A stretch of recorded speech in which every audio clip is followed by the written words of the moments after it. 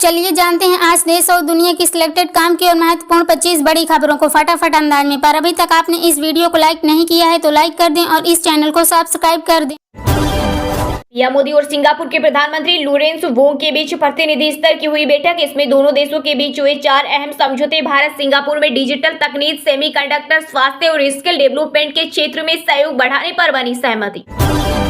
भारतीय ऑलराउंडर जडेजा ने भाजपा ज्वाइन की। इस साल T20 वर्ल्ड कप के बाद इस फॉर्मेट से संन्यास लिया था। पत्नी रिवाबा जामनगर से विधायक।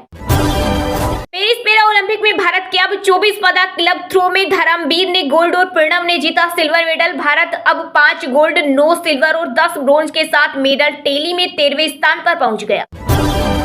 रूस यूक्रेन युद्ध खत्म करवाने में बड़ी भूमिका निभा सकता है भारत। अमेरिका को पीएम मोदी पर भरोसा। व्हाइट हाउस ने कहा भारत चाहे तो यह काम कर सकता है। कांग्रेस सांसद राहुल गांधी और पार्टी अध्यक्ष मल्लिकार्जुन खड़गे ने महाराष्ट्र के सांगली में पूर्व मंत्री पतंग राव के स्टेचू का किया अनावरण। इस दौरान बोले, कांग्रेस देश में जाति जनगणना कराकर ही रहेगी। पीएम मोदी ने शिवाजी महाराज की मूर्ति में भ्रष्टाचार के लिए मांगी माफी। पिछले 4 साल में पहली बार आईपीएल की वैल्यूएशन में 10.6% की आई गिरावट। 92.5 हजार करोड़ से गिरकर 82.7 हजार करोड़ हुई वैल्यू। वहीं विमेन्स लीग में सुधार, इसमें एक साल में 8% का हुआ इजाफा। यूपी के लोग एक महीने में गटक गए 3,544 करोड़ रुपए की शराब। सरकार के राजस्व में हुई जबरदस्त बढ़ोतरी। राहुल गांधी को पहले बोलना सिखाएं सेम पित्रोदा। भाजपा बोली, विदेश जाकर भारत की खिल्ली नहीं उड़ाई जाती। पीएम बनने का ख्वाब देखते हैं तो होमवर्क सीखे। यूनिफॉर्म सिविल कोड के प्रारूप पर फिर से विचार करेगा लो कमीशन। पुराने कानूनों की भी होगी समीक्षा। 22वें विधि आयोग को 1 करोड़ सुझाव मिले थे। दिल्ली शराब नीति केस, सीएम केजरीवाल की जमानत पर सुप्रीम कोर्ट ने सुरक्षित रखा फैसला। सुनवाई के दौरान वकील बोले केजरीवाल बाहर ना आ सके इसलिए की गई गिरफ्तारी। वहीं सीबीआई बोले पहले ट्रायल कोर्ट जाएं। इजाजत देकर जान ले ली गई। यूपी के सुल्तानपुर एनकाउंटर पर सपा प्रमुख अखिलेश यादव ने योगी सरकार पर उठाए सवाल, लगाए कई गंभीर आरोप।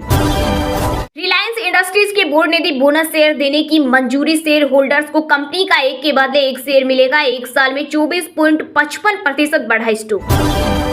बसपा सुप्रीमो मायावती ने यूपी को योगी सरकार को दी सलाह। बोली, बुलडोजर की राजनीति छोड़कर जंगली जानवरों से निपटने की रणनीति बनाए।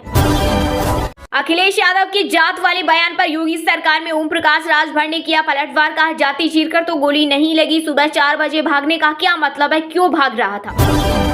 बीते दिन शेयर बाजार में गिरावट देखने को मिली। सेंसेक्स 151 अंक की गिरावट के साथ 82,201 के स्तर पर बंद हुआ। वहीं निफ्टी में भी 53 अंक की गिरावट रही। 25,145 के स्तर पर बंद हुआ। जनता के आगे टोपी उतारकर नेशनल कॉन्फ्रेंस के उपाध्यक्ष उमर अब्दुल्ला ने मांगी वोट। भाजपा पर जमकर बोला हमला। कहा कश्मीर में बड़ी संख्या में चुनाव लड़ रही निर्दलीयों को बीजेपी ने ही मैदान में उतारा। वह उनके सहारे सरकार बनाना चाहती। एक सप्ताह पहले बुकिंग और कैशलेस सुविधा। राष्ट्रीय राजधानी दिल्ली में अगले 10 दिनों में प्रीमियम बस सेवा होगी शुरू। बांग्लादेश में हिंदुओं के खिलाफ हिंसा के विरोध में आरएसएस और वीएचपी ने गृह मंत्री अमित शाह को सौंपा ज्ञापन। इसमें गठबंधन ने मांग की है कि बांग्लादेश में हिंदुओं की सुरक्षा के लिए और पलायन रोकने के लिए यथासंभव प्रयास करना चाहिए।